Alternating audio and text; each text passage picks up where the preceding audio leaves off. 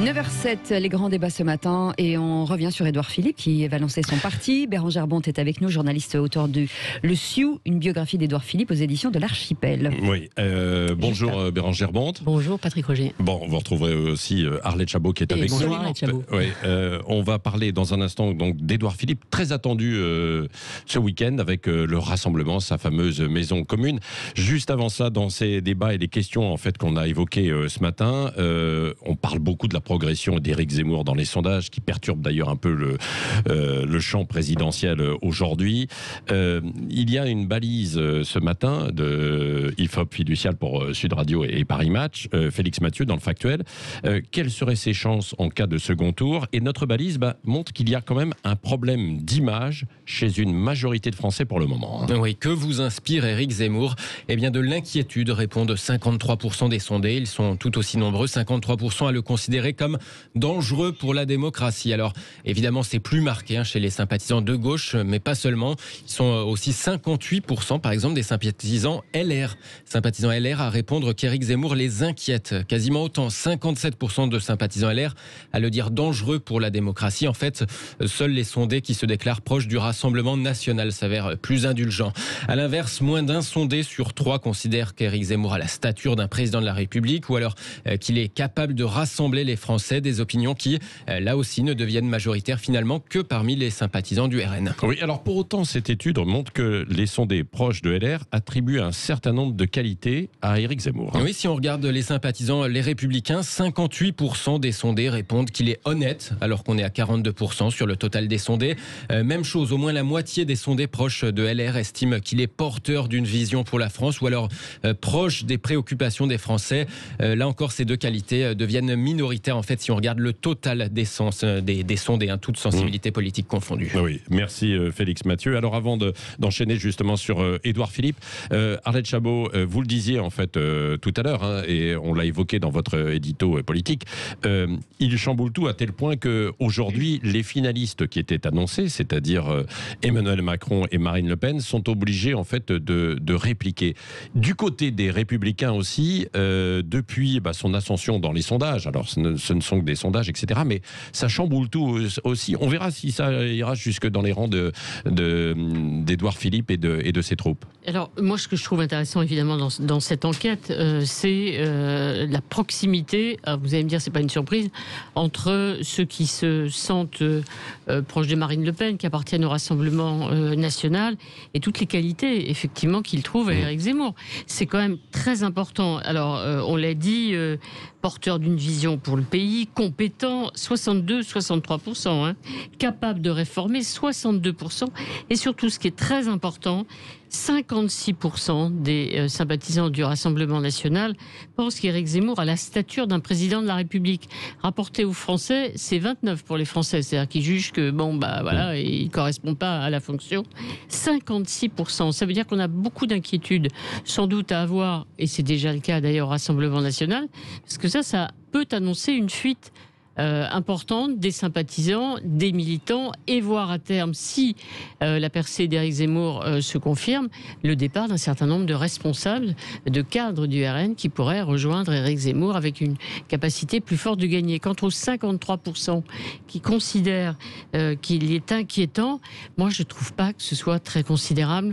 Il faudrait retrouver évidemment les qualificatifs et ce jugement rapporté à Marine Le Pen ou à Jean-Marie Le Pen, mais j'allais dire, il fait moins peur. Oui, c'est ça. Mais quand même, il peut siphonner les LR, qui ont déjà été, et vous l'évoquez, Bérengère Bonte aussi dans votre livre, Le Sioux, aux éditions de l'Archipel, Édouard Philippe, déjà, dans un premier temps, avec certains considèrent ça comme une trahison, mais il avait déjà un peu, et en acceptant la proposition d'Emmanuel Macron d'être Premier ministre, un peu siphonné les LR, quoi. Ah, c'est très clair. Et il a emmené avec lui, alors il y a dans le gouvernement qu'il avait constitué dès le départ et qui sont toujours là, quelqu'un qui s'appelle Bruno Le Maire, un autre qui s'appelle Gérald Darmanin, Franck Riester, enfin il y a un certain nombre de Sébastien Lecornu. Il y a des LR qui ont franchi complètement le pas.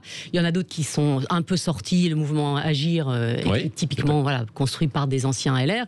Et ce qui se prépare là pour la suite est la suite du torpillage de la droite républicaine. Classique, qui était l'UMP avant, quoi. Bien sûr, qui était l'UMP. Parce qu'avec le Rassemblement, avant de voir en détail en fait votre livre et le Sioux, ce week-end, week-end, Arlette Chabot, il y a donc ce rassemblement autour d'Édouard Philippe dans la maison commune. Même chose, il peut réussir à rassembler, à fédérer un peu autour de lui, quoi. Alors moi, je dirais pas dans la maison commune, hein, parce que c'est ça la grande question. Alors, la maison commune, François Bayrou et La République En Marche essayent de la construire. Le problème, c'est s'il y a un étage, une pièce ou la cave qui est réservée à Édouard Philippe et à ses amis, et même si Édouard Philippe a envie d'entrer dans la maison commune, moi, j'ai pas vraiment le sentiment. J'ai l'impression plutôt qu'effectivement, il ouvre sa boutique, son magasin. Objectif, effectivement, sans doute récupérer un certain nombre d'élus des Républicains. Notre première étape, après la primaire, s'il y a une primaire, la désignation du candidat, il y aura des déçus qui pourraient rejoindre Emmanuel Macron. Et puis après, en cas de défaite, troisième défaite pour les Républicains à l'élection présidentielle, ça aussi, ça fera des états d'âme, ça créera des états d'âme. Et il y a beaucoup, peut-être, qui se diront, finalement, autant rejoindre Édouard Philippe, qui lui-même, horizon 2027. Après l'échéance de 2022. Oui. Et après, il y a évidemment la préparation de 2027. Oui. Donc, au fond, ce qui est important, c'est de voir quels sont les mots utilisés par Édouard Philippe demain pour présenter sa petite boutique. Alors, on rigole du côté des marcheurs en disant franchement, c'est pas le moment de créer des partis, c'est démoder les partis politiques. Ouais, mais pas sûr. Qu'est-ce qu'il veut faire, selon vous, Bérangère Bonte, vous qui avez enquêté sur Édouard Philippe? Il veut prendre date, je pense, et c'est volontairement ouvert quand je dis ça, parce que prendre date, il y a 2027, parce qu'on se dit, c'est pas cette fois-ci. Moi, je n'exclus pas encore cette petite hypothèse. 2022. Oui, qu'Emmanuel Macron, dans un contexte de Covid, de variants qui s'emballent, de contexte de, je ne sais pas, de réveil des gilets jaunes, de crise, oui. De crise, voilà. Qui deviennent le recours évident. Il reste aujourd'hui extrêmement rassembleur. C'est le moins clivant de la classe politique. Il est en tête de tous les baromètres, quel qu'il soit et quelle que soit la question posée. Donc il a ça en tête. Donc il y a une démarche personnelle. Il l'a en tête. Moi, je n'ai aucun doute sur le fait qu'il l'a en tête et sur le fait qu'il a, disons-le... Parce que 2027, c'est vrai que c'est très loin. Il a envie d'être président de la République, Édouard Philippe. Pour moi, c'est aussi clair que ça. Il a découvert le pouvoir. Alors, il a gouverné à Matignon, il a adoré ça. Être maire du Havre, il a adoré ça. Versus être député, il a détesté ça. Il me l'a dit très clairement. Ça, c'est pour ceux aussi qui imaginent qu'il va vouloir être président de l'Assemblée nationale. Ça, non. Mais en tout cas, donc gouverner, être aux manettes, ça, c'est clair que c'est l'objectif. Donc grosse tension. Mais pardon, juste pour être complet quand même sur la question, cette écurie, ce mouvement qui il y a un mois était encore peut-être une association think tank. En fait, ça va évoluer dans les prochaines semaines. Je pense qu'il va être assez sioux demain dans le discours. On va voir la définition dans un instant avec vous, Bérangère Bonte de Sioux. C'est le titre de votre livre. Vous auriez pu l'appeler aussi. Il n'a pas dit son dernier mot, peut-être. Référence aussi au livre de quelqu'un d'autre. Allez, dans un instant, on poursuit. Vous pouvez réagir 0826 300 300. À tout de suite. Le Grand Matin Sud Radio, 7h-10h, Patrick Roger, Cécile de Ménibus. Il est 9h19, merci d'être avec nous. Avec nous ce matin, Bérangère Bonte. Le Sioux, c'est une biographie sur Édouard Philippe aux éditions de l'Archipel et toujours vos appels 0826 300 300 avec bien sûr Arlette Chabot qui est avec nous pour les grands débats. Oui, alors pourquoi le Sioux évidemment, c'est le titre de votre livre, Bérangère Bonte. Alors, je ne sais pas ce que vous avez, vous, comme image d'un Sioux. C'est quelqu'un, alors on dit rusé comme un Sioux, malin comme un Sioux, donc c'est quelqu'un d'assez intelligent, de très observateur, un peu planqué comme ça dans le fourré. Qu'on ne voit pas venir, et puis qui surgit et qui se retrouve Premier ministre d'un président pour lequel il n'a pas fait la campagne. Voilà. Ça, vous le racontez, évidemment. Et donc, mais ce que moi j'ai essayé de regarder, c'est que évidemment, ça pourrait être qu'une formule, le Sioux, sauf que dans tous les parcours de sa vie, et j'ai vu plus d'une centaine de personnes, de l'enfance, de l'adolescence, de toutes ses études, etc., il y a plein de moments qui illustrent ça et cette capacité à observer, à s'avancer le moins possible, le plus longtemps possible et au dernier moment à dégainer. Mais est-ce que ça veut dire qu'il a de l'ambition ou que finalement c'est un peu les circonstances qui le conduisent et qui l'ont conduit là où il est passé? Alors il a de l'ambition évidemment et justement c'est sa stratégie, sa technique, sa façon de fonctionner. C'est pas Nicolas Sarkozy qui sort le rouleau compresseur pendant 30 ans pour devenir président de la République. C'est j'observe, je deviens maire du Havre, quand même, voilà, ça a été très long en plus. Donc le terrain, ça a été très long pour devenir maire du Havre. On pense que ça lui est tombé comme ça, mais et ça a bien fallu lui passer sous le nez plusieurs fois. Donc il faut aussi beaucoup de persévérance. On le sait pas forcément. On pense que tous les tombés tout cru. Non. Mais en revanche, oui, ce côté, on va dire opportuniste, qui fait que il colle aux besoins. Et ce qui se passe en ce moment dans la constitution de son parti, là, pareil, en fait, ça paraît très flou. Pendant un an, c'est resté très flou, ça a agacé tout l'entourage du président, mais c'est aussi une stratégie. Il avance progressivement et puis il s'adapte. Et encore là, ils vont regarder comment évolue la primaire LR et comment ça se termine le 4 décembre. Ils vont avancer aussi progressivement. Donc je pense que samedi, demain, ça va être un discours de Sioux. C'est-à-dire il faut pas se fermer la porte des LR. Ouais. On aura le nom, d'après ce que j'ai compris, on aura les grandes lignes. De toute façon, c'est le socle, c'est des maires de centre droit, donc on sait politiquement où on est. Mais ça va, voilà, il ne faut pas perdre la REM, il ne faut pas perdre les LR qui pourraient, dans quelques semaines, avoir envie de les rejoindre, même si pour l'instant c'est trop tôt. Ça va être un vrai discours de Sioux, je crois. On sent qu'il aime être à la manœuvre, il le dit dans son livre, que c'était très dur au début lorsqu'il était Premier ministre, et qu'ensuite il a pris vraiment beaucoup de plaisir. Vous avez raison de dire que c'est très dur au début.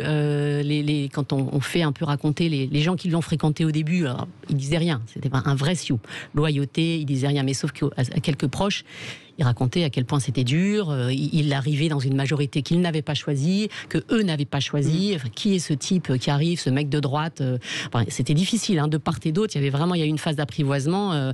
Il a perdu des kilos sans cesse. Enfin, il y avait un vrai stress au début. Et puis progressivement, effectivement, finalement, quand la crise du Covid est arrivée, il a un petit côté diesel aussi comme ça. Et quand la crise du Covid est arrivée, il était prêt à gouverner complètement. Et c'est clair que sa popularité d'aujourd'hui, elle s'est construite dans la gestion de cette crise du Covid, à un moment où, souvenez-vous, Emmanuel Macron lui-même était un peu plus incertain. Voilà, souvenez-vous, il fonce à Marseille chez le professeur Raoult. Enfin, il avait parfois été maladroit. Oui, c'est ça. Édouard Philippe, lui, était pédago, n'hésitait même pas à dire quand il ne savait pas. Et alors, est-ce que le Sioux peut être débusqué et peut arriver de derrière les buissons, Arlette Chabot, juste pour la présidentielle de 2022? Alors, 2022, a priori, non, sauf accident de dernière On enregistre, c'est bien enregistré. Oui, a priori, non. Je dis a priori, non, sauf accident, évidemment, qui pour l'instant est inimaginable, mais aujourd'hui, on est prudent qui empêcherait Emmanuel Macron d'être candidat alors qu'on voit qu'il s'y prépare. Mais effectivement, il y a deux objectifs pour, je le crois, Édouard Philippe. C'est d'abord peser sur le déroulement du prochain quinquennat. Macron réélu, évidemment. Comment peser sur l'action gouvernementale? On voit bien les propositions qu'il met sur la table dans son interview accordée à Challenge, l'alerte. Alerte rouge, donc voilà, donc il entend peser sur le déroulement du second quinquennat. Vous imaginez que ça fait très peur aux macronistes très proches du président de la République. Serait-il otage s'il y avait un groupe parlementaire important d'Édouard Philippe, avec le spectre des frondeurs qui a tué le quinquennat de François Hollande? Donc ça, c'est une grande inquiétude. Alors, pour y parvenir, pour peser, pour avoir un groupe parlementaire fort, évidemment, il faut qu'il y ait des investitures. Qui donnera les investitures? Comment va se passer la négociation avec les autres partenaires de la majorité, notamment avec Richard Ferrand, qui doit distribuer les tickets après la présidentielle. Après la présidentielle. Mais c'est fondamental. Si Édouard Philippe veut peser sur le quinquennat, il faut qu'il ait un groupe parlementaire fort, le plus fort possible. Alors ça, c'est dans l'hypothèse où Emmanuel Macron serait au second tour et réélu, bien sûr. Mais, bon, après, face à mais qui est-ce que d'ici là, il peut se passer des choses? On l'a déjà vu. Par exemple, en juin, était capable de dire que Éric Zemmour serait dans des sondages aujourd'hui entre 12 et 15, 16%. Quoi. Donc, c'est peut-être ce qui trotte aussi dans la tête du Sioux, Bérangère Bonte, d'Édouard Philippe, non? C'est ce que je vous disais tout à l'heure, le 2022, oui, ça reste une petite hypothèse. C'est-à-dire, il faut jamais oublier la première étape, quoi. Même s'il se projette à plus loin, même si c'est probable que ce soit plutôt pour la suite. Mais il y a chaque étape qui compte. Et évidemment que les législatives font partie de l'objectif de départ de ce mouvement-là qui va être créé demain. La première vocation, c'est d'avoir des candidats. Oui, c'est d'avoir des candidats, en fait, aux législatives. Et ensuite, de constituer un groupe, comme le disait Arlette Chabot, qui puisse être suffisamment conséquent pour pas être, en fait, le parti de la majorité qui est parfois un peu godillot et qui, surtout dans un deuxième mandat potentiel, à quoi servira le parti? Honnêtement, c'est toujours un peu délicat.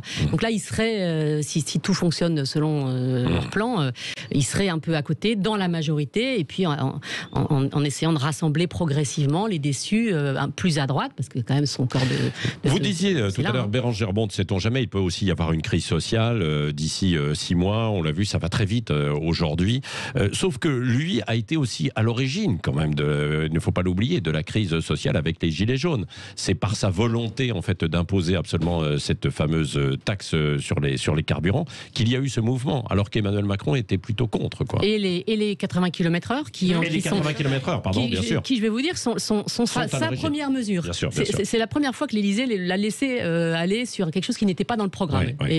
Dieu sait que ça a été compliqué, même s'il y a eu des vies sauvées. Au final, il pourra toujours dire que ça a permis de sauver des vies. Mais mon Dieu, que ça a été compliqué dans l'opinion. Comme quoi, c'est assez étonnant parce qu'il était impopulaire pour ça et ensuite il est redevenu populaire, quoi.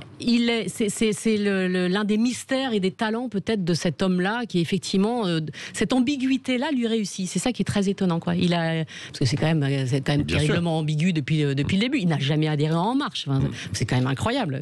Et ça agace prodigieusement l'entourage du président. Qu'est-ce qu'on aime chez lui? C'est quoi? C'est sa rigueur, parce que c'est quand même très carré avec Édouard Philippe. Oui, c'est Juppé.